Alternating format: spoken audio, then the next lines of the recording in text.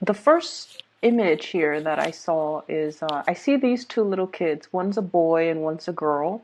They look around the same age, they're the same height, and there is a teddy bear in between them. And they're like fighting over this teddy bear. They're just kind of like, pulling at it, tugging at it. One kid wants it all to herself. The boy then tries to snatch it away from her. They're tossing it in the air, trying to get at it. And then the adult comes into the picture, picks up the teddy bear, holds it over his head, out of reach of the children, and then he puts it on the shelf.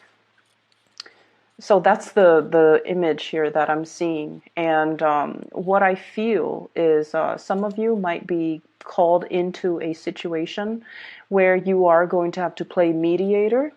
Okay. And I feel like the people that are around you, either in a work environment, either in a home environment, they could be a little bit more on the childish end. Okay. So physically they might be adults, but behaviorally they might behave in a very self-serving or in a very immature way. And it's just, you are called in as sort of like that mediator, the voice of reason, where you're kind of putting your foot down and you're telling them, if you're going to behave like this, then none of you get the benefits. Okay, so I feel like you're called in to kind of like resolve a situation, or called upon to kind of like put an end to a situation. Okay. And I also feel this element as well, where this could be you in a situation where you're kind of butting heads with a very significant person in your life. Okay. And what I have is I'm seeing this situation. This is you where you are not really budging from your standpoint. Okay. It's sort of like you are dealing with somebody who might exhibit this energy, or this is the energy that you exude, where both parties are very, very, very stubborn, and both parties are just keeping their cards close to their chest, not revealing themselves, and not wanting to kind of compromise. For some of you, you might be dealing with an air sign. So I have here Aquarius, Gemini, or a Libra. And then for others, you might be dealing here with a water sign, Pisces, Cancer, or a Scorpio. And what I'm feeling is this. There's something that is kind of like at a standstill. Something is being put on the shelf. So it's sort of like, okay, let's revisit this argument. Let's revisit this situation. Let's revisit this conflict, or even this situation where there isn't really a clear solution. Let's put it on the back burner. Let's put it on the shelf and resume other things until we actually have time to talk things over, to mull things over, and can reach a solution. Okay. So I feel like you're putting you're putting some important discussion or important conversation, or trying not to aggravate a potentially conflictual situation by putting the situation on the back burner, and that you can revisit it another day. Okay. For those of you who are dealing with an air sign, an Aquarius, a Gemini, or a Libra, I feel like you want forward movement with this person. I have here the Chariot. Some of you might be wanting to come visit this person. For some of you, this person might be wanting you to come visit them, or might be wanting to come visit you. And I almost feel this situation where I'm sensing that there is a lack of trust, or a lack of the ability to know where the other person's coming from. So I see you as a little bit more like cautious, a little bit more methodical when it comes to how you communicate with this person, what you want to say to this person, and the information that you want to reveal to this person. And I'm getting like this message about, one step at a time. I'll show me yours if you. I'll show you mine if you show me yours. Thinking and communicating almost in a very, very methodical way, and not wanting the other person to, I guess, like get the upper hand. So there is a big element here about, not being able to trust, or not being able to feel like you can trust somebody 100%. where you don't want to reveal your cards and you're keeping things very, very much close to your chest. Okay. For those of you who are dealing with a water sign, Pisces, Cancer, or a Scorpio, I feel like this might be somebody that you are in a relationship with. Okay. I have here the Prince of Cups. So this is water energy with the Ten of Cups. This is the family card. Okay. The house, it's like the cottage, the picket fence, the two kids, the SUVs in the driveway.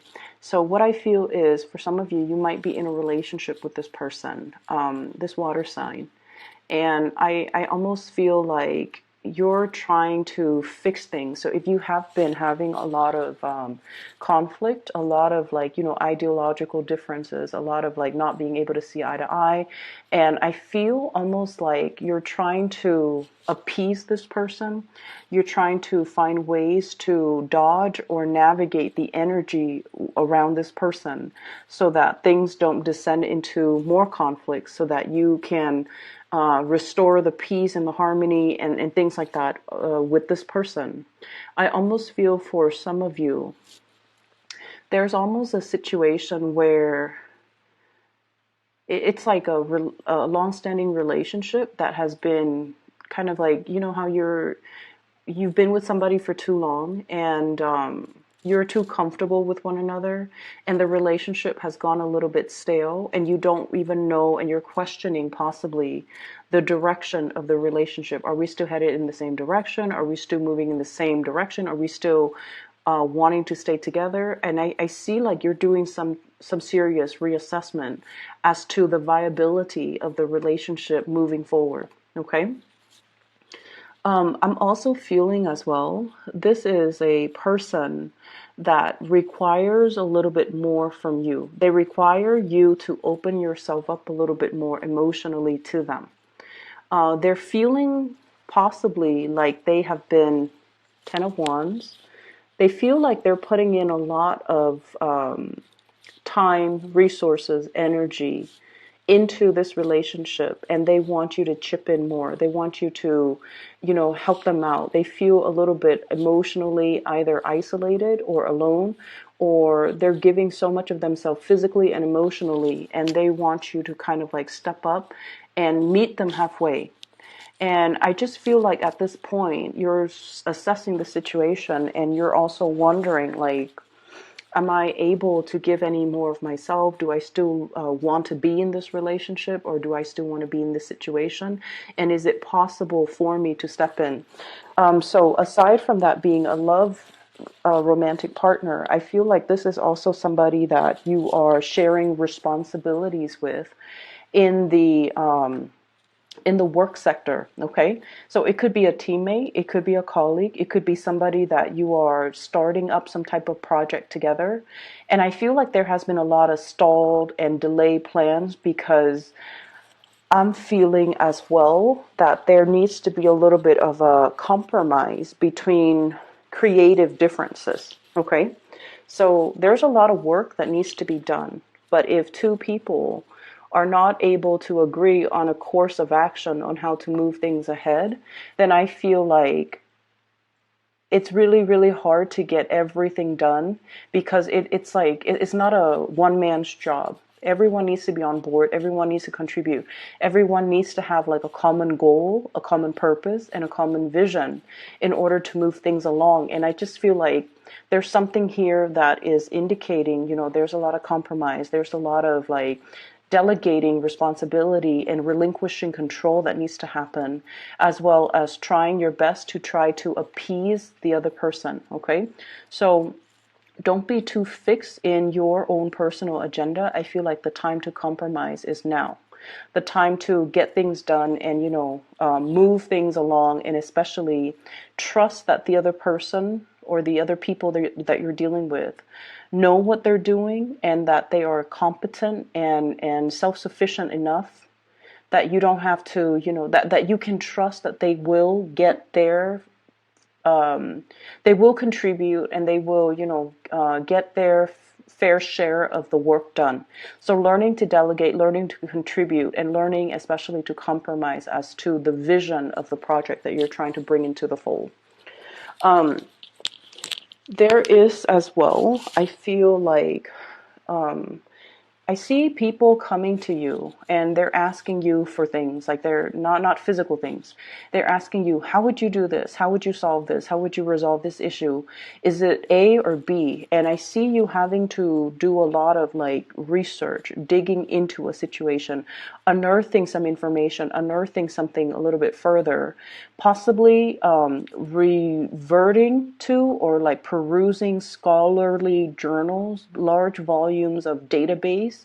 I see you holding a lot of physical documents, okay, like paper documents, files, data, even data on the computer, numbers and data, and just large quantities of information that you kind of have to sift through in order to be able to come up with a resolution, in order to be able to understand the ins and outs as to how something works so that you can relay that information to the person that is asking you about this specific topic. So I feel like somebody is deferring to your judgment, and I feel somebody is telling you and asking you as well, like, they see you as someone who might be an expert in the field, whether or not that is true. I feel some of you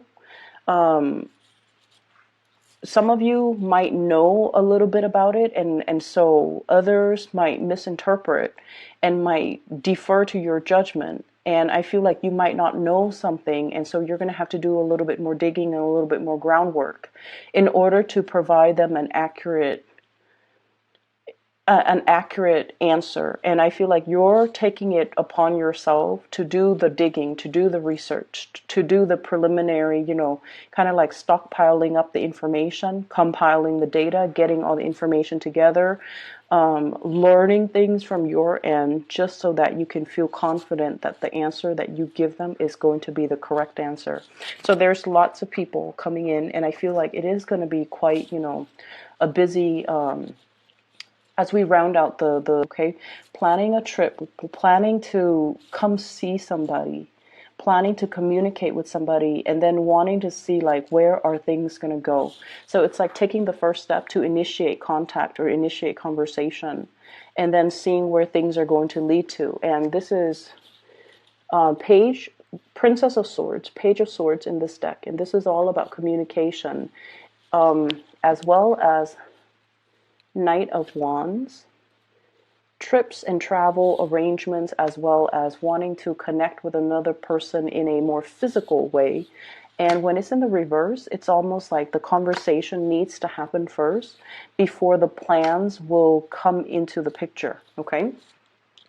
So there is another message that came out when I was shuffling, and it's going to tie in with more of your love relationship sector, I'm feeling.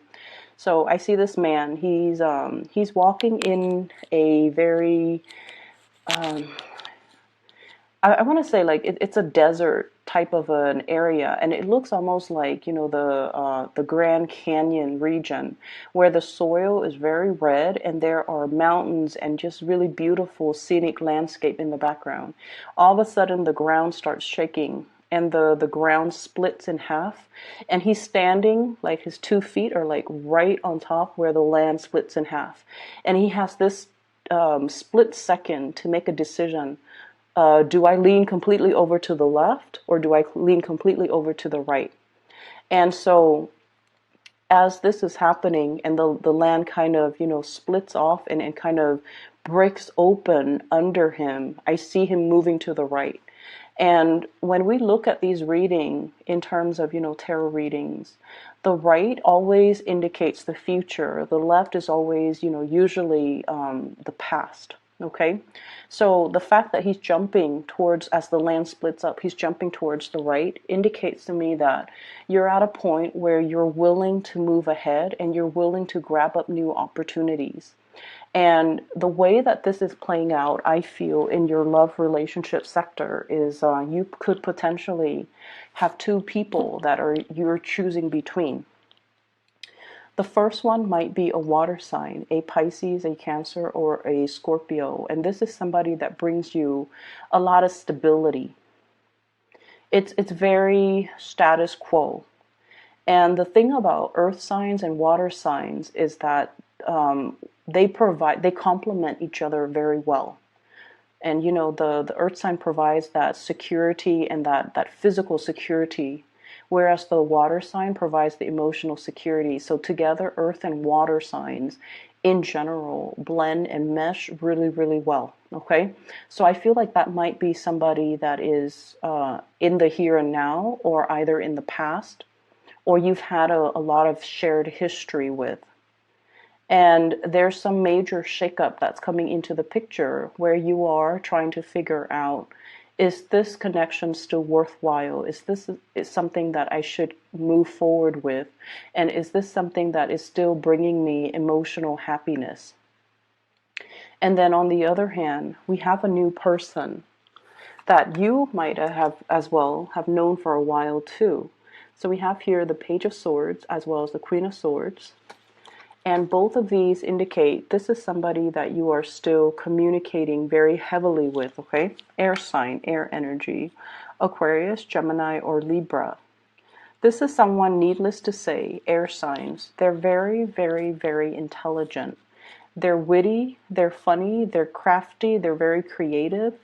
You can have a multitude, multiple conversations with this person. They are intellectually stimulating to be around. They're interesting to talk to. But the connection, it doesn't really get very, very deep. And that's the nature between the interaction between you, an earth sign, and an air sign. With you and the water sign, the communication and the conversations and the topics can get very, very deep and can feel very emotionally embedded. Whereas with the air sign, conversations tend to be a little bit more on the superficial end. And until you learn to put your guard down, until you learn to, okay, let's not keep scores, let's not be petty, let me be a little bit more open-hearted and open-armed when I am interacting with this person.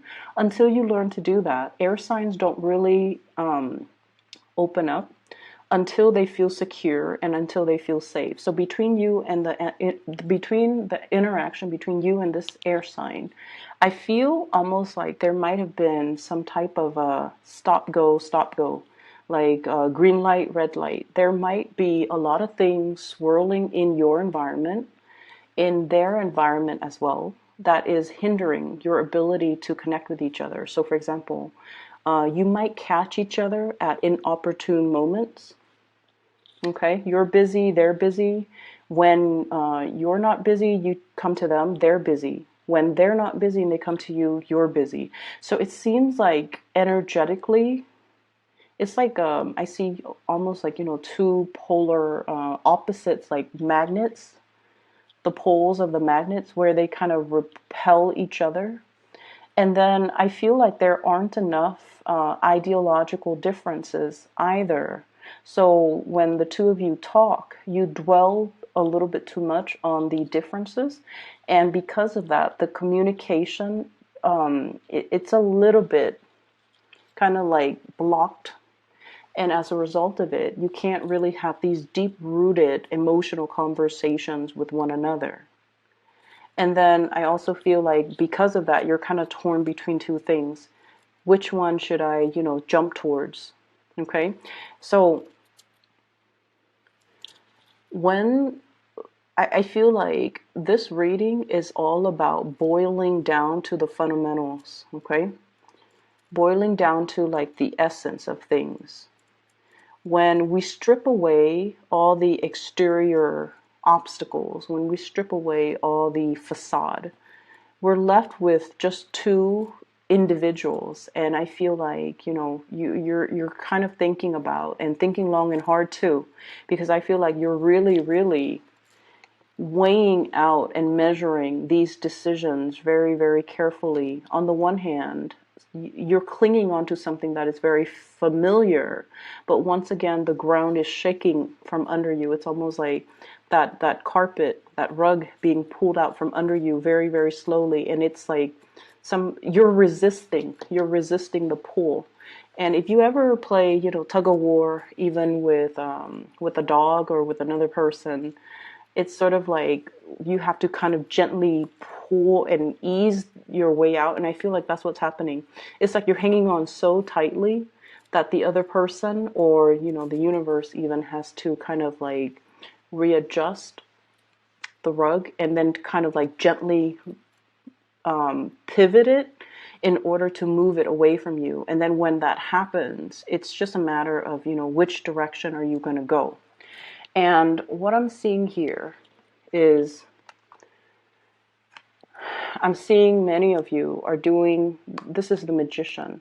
I'm seeing many of you are doing research into a specific thing, and you're keeping things very, very under wraps, very hush hush.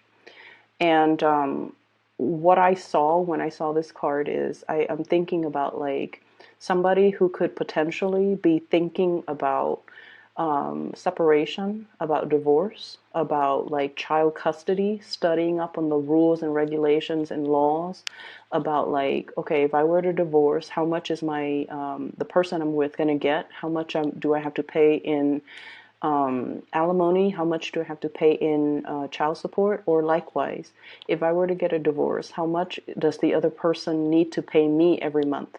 So I'm seeing something being done like very under the radar with this card as it relates to joint finances and assets and how to extract it so that we don't lose a lot of our financial base. Okay. And we have as well the Hierophant. And the Hierophant with the Magician, I feel like there is a very karmic type of an energy here. And I feel like it's definitely split up. The Magician is very much about, you know, experimentation, trying something new, not sticking to social expectations, family expectations, the social order, doing something that is a little bit more like avant-garde, doing something that is a little bit more trailblazing. And let's be honest, you guys are not, you know, risk takers, but I feel like there's a situation here where you just feel like it's not bringing you emotional happiness anymore, and you're trying to remove yourself from it. But in the meantime, before you decide and to physically remove yourself from it, you're studying up on the laws, you're studying up on, you know, where can I go after this, what should I be doing, and what is the best optimal way for me to do this so I can have like the best optimal outcome. And then I also feel on this, with this Hierophant, it's almost like, do I want to, you know, do something completely different, like deviate from the crowd, or do I want to follow the herd? And I feel many of you have been following the herd for a little bit too long. And now you're at a point where you're strategically thinking as well, you know, what's the next step for me? What can I do to invite a little bit more fun, spontaneity, as well as living my life more so for me rather than appeasing other people? And this is an energy that I felt have been coming in for you guys for a while. With this Hierophant energy, this is your card. And it usually denotes to me, you know, I see this little lamb here, sacrifices, okay?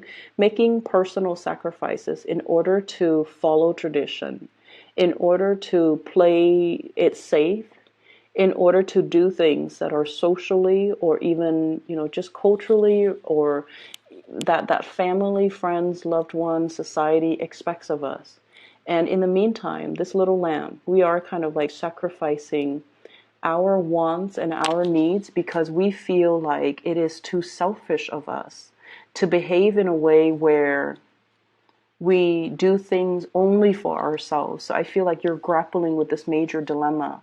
And that could be the two sides of the equation. Like, you know, as the ground splits up from under him, where is he going to go? Is he going to go back to the status quo, or is he going to try to trailblaze and do something new and do something that would be emotionally exhilarating for him without having the guilt associated with making decisions for myself, living for myself? And so I feel like you're grappling with that decision, that sense of like, is it selfish of me to do things that make me feel good? Because this whole time I've been doing things that is expected of me. And now I have an opportunity, I have a chance to kind of like do something brand new and different and drastic? Are other people going to tell me that I'm being impulsive or selfish or foolish? Okay. And so you're still mulling this situation through, and I feel like you're going to be getting a nudge, getting communication from someone that is very exhilarating. Not only are they kind of like free spirited and freedom loving, but I also feel like they're not reckless. And there is an element here about you kind of like admiring them, looking up to them, and feeling like they have the life that you want, or they have the energy that you want to be associated with. So I feel like the I guess like I guess like the spiritual advice is that there is going to be a message coming through in another through another person. So while you're grappling with this decision, somebody's going to come in and they're going to tell you, they're going to like unexpectedly be a messenger, and they're going to tell you what you should do. So for example, you're contemplating, okay, should I take my family to, yeah, I was in Bali with a group of friends, and it was really, really beautiful. The people, the culture, the climate, everything was just sublime. And I feel like that's kind of like your signal from the universe, okay? Or you could be in a situation where you're just like, should I go to, that really prestigious university, even though I'm going to graduate with a lot in student loans because school is expensive? Or should I go to this university that promised me a free ride scholarship, even though they are a lower tier university and the reputation isn't as prestigious? And then somebody comes in and they tell you, oh yeah, I went to, that university option B. I love the staff. I love the sports team. I love the city. And even though I was afraid that after I graduated, it's not a very prestigious university, I was still able to land a really, really good job, even though all of my friends have been to, Ivy League schools, and they graduated with a lot in student loan debt, and they were really stressed out about finding work. And I feel like that's going to be your sign. Okay, so you have an unexpected messenger coming in to kind of steer you in the right direction. Really look out for the signs as we round out the month of rolling over for a really, really, really long time. And you've been looking possibly in the wrong places for advice, asking family members who have expectations of you, asking friends who see you a specific way. Okay, and then I feel like this is spiritual advice that has to come in through unexpected people in very unexpected, almost synchronistic ways, so that you can so that you can be sure that it's a signal that the universe is sending just for you. Okay, so I hope the reading is helpful for you guys, Taurus, and I hope you can find a resolution here. Once again, this is my announcement. For those who are still emailing me, I am no longer doing readings. I do have a colleague that I've turned to her in the past for spiritual guidance, and she has been very amazing. She's accurate. I've recommended her to all my friends and family members. So if you'd like to book a reading, I left a link to her scheduling website in the description box below. Her name is Bridget, and she is phenomenal. I highly recommend her. So please book a reading for yourself if you haven't already done that, okay? Let this month kind of ride out and kind of mull over the situation and see if that messenger is going to come in for you to give you the signs to point you in the right direction first, okay? Best of luck, and I'll talk to you guys next month.